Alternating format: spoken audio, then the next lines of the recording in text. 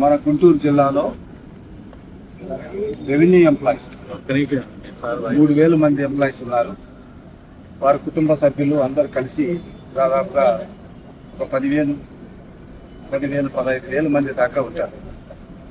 So revenue employees అంటేనే స్ట్రెస్తో కూడుకున్నటువంటి job. ముఖ్యంగా ప్రభుత్వ విధానాల్లో వచ్చేటటువంటి మార్పులకు అనుగుణంగా రైతాంగాన్ని ఒప్పించే విషయంలో చాలా సతమతం అవుతుంటారు. మనమంతా చూస్తున్నాం. వైసీపీ గవర్నమెంట్లో రీసర్వే పేరిట జరిగినటువంటి అవకతవకలన్నిటికీ ఈరోజు రెవెన్యూ ఎంప్లాయీస్ సమాధానం చెప్పాల్సినటువంటి అవసరం ఉంది. సో వారు ఏ చిన్న సమస్య అయినా 2 వర్గాలకు సంబంధించింది కాబట్టి ఒకరికి మేలు జరిగితే ఇంకొకరు అగెనిస్ట్గా పిటిషన్లు పెడతారు. సో అనునిత్యం కూడా ఒత్తిడితో పనిచేస్తున్నటువంటి డిపార్ట్మెంట్ ఏదైనా ఉందంటే అది రెవెన్యూ డిపార్ట్మెంటే. అలాంటి డిపార్ట్మెంటు పనిచేస్తున్నటువంటి ఉద్యోగులే కాకుండా వాళ్ళ కుటుంబ సభ్యులు కూడా స్ట్రెస్ ఫీల్ అవుతారు.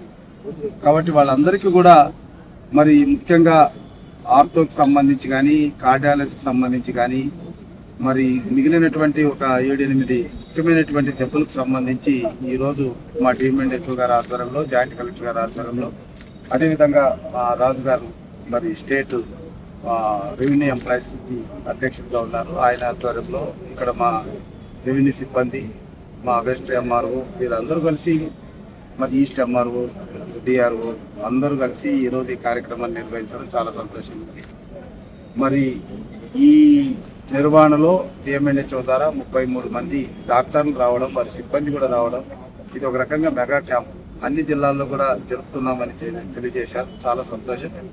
ఇందులో మన ముఖ్యమంత్రి చంద్రబాబు నాయుడు గారు ఆరోగ్యాంధ్ర అన్నటువంటి ఒక కాన్సెప్ట్ పనిచేస్తుంది.